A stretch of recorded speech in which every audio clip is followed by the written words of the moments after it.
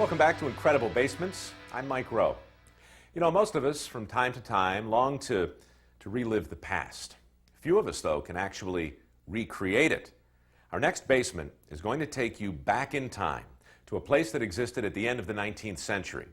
We're talking about 1895. This homeowner has taken the good old days and brought them back to life, literally. The story begins on a summer day in 1947 when a 9-year-old John Scapes walked into Chicago's Museum of Science and Industry. He saw this life-size exhibit called Yesterday's Main Street, and the memory of its magic stayed with him for decades. And then one day, in this 2-story colonial house in a Chicago suburb, John decided he could recreate his memory of the past in the 26 by 46-foot basement. It's his hobby, his passion, and his realization of a dream. I remember people telling me that life is what you make it. And so I said, you know, it's not going to happen unless you do it. Can't wish it. You know, the world can go by on your wishes.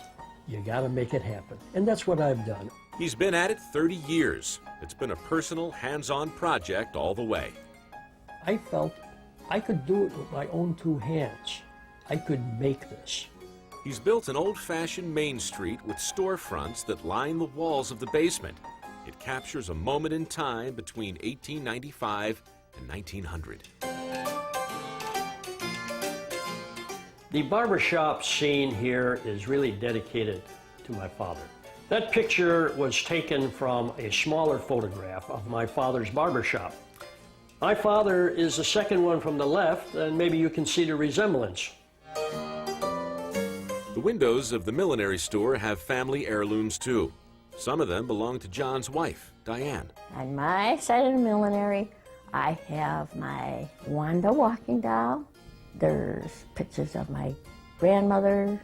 There's a Lionel engine in there that my dad bought for me when I was about 8 months old. But it was mine, you see. There are other businesses to visit as well. There's a bicycle shop and a saloon where you can get a drink. And here's the latest business to set up shop. This is my new addition, the photo art studio. Gives me an opportunity to go ahead and display all the old photographs of my family history. It's quite an elaborate project down here in the basement. And what did his family think about it? My thoughts about his Main Street idea was, actually I told him he was goofy. My wife probably thought I was a little nuts, but I think after the first couple of storefronts went up, she started to see what I was able to do. It was probably during my early teens where I remember kind of playing down here and it was halfway done and I can actually visualize this being complete and going, ooh, now, okay, I see how this is going to happen. This is the sawmill, and inside is where all my visions become reality. Whether it's a wood framing, windows, or even items that are turned on a lathe. They're all fabricated here. John is a retired engineering executive, and he has the skills to make almost anything. This phone was made by hand, and it really works. Maggie, get off the party line. And this mailbox is an exact replica of one from the late 1800s. What makes me proud of my dad when I see this come together is the fact that he can actually fabricate this stuff just from either memory or he'll go somewhere and he'll go, oh, I think I can make that. And sure enough, he pulls out his sketch pad and a week later, it's there. He just goes down in his workshop and does it. This is the general store. The amount of detail required here was very demanding because I wanted it to be special. Things like the signs here, pickles 4 cents a piece, milk was 6 cents a quart, and eggs were 8 cents a dozen. Thing of the past.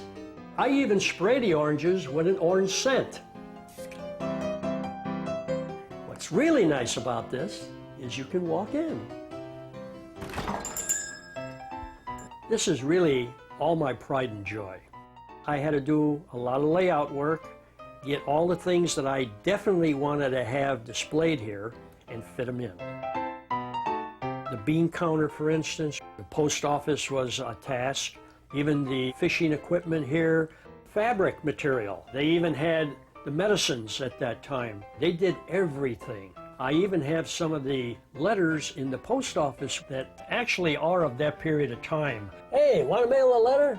John's personal touch is all over this basement creation, even on the street addresses of the storefronts. My wife and I got married in 1960, so that's what I put on the sawmill. Then my first daughter came along in 1961, my second one in 1963, my third one in 1965, and then my son came along in 1970. This is my milk wagon. I needed something to cover up the plumbing coming in and out of the house, so I had to hand fabricate this entire wagon in my workshop, and because I don't have a whole lot of room down here, I only made half a wagon. The other half of the wagon is reflected in the mirrors. And what is John working on next? My next challenge is a firebox, and I'll be making it out of wood to simulate metal. This is a basement, and keeping that in mind, I had to design in the storage. So trying to figure that in was a challenge. John found ingenious ways to provide the basement storage that every family needs, including a way to hide the breaker box and even a basement window. I'm very proud of Miss Main Street. I think it's a great collection of times gone by. I feel I have successfully captured that period of time from 1895 to 1900. However, it's probably about 99% only. That 1% more is probably going to take me another 30 years. And it's probably time to get to work. Probably time to get back to work? I think he means it. For John Scapes, it's a labor of love.